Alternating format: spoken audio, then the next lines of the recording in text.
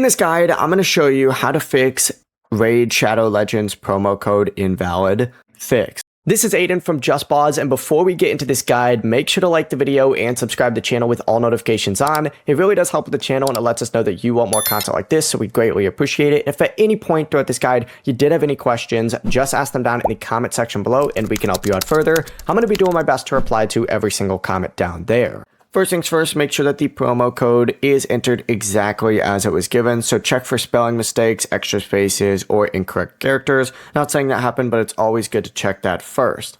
Also, make sure your code hasn't expired because many of these raid promo codes are only active for a very limited amount of time. If you're still getting the error, make sure that you check whether the code is a new player code or not.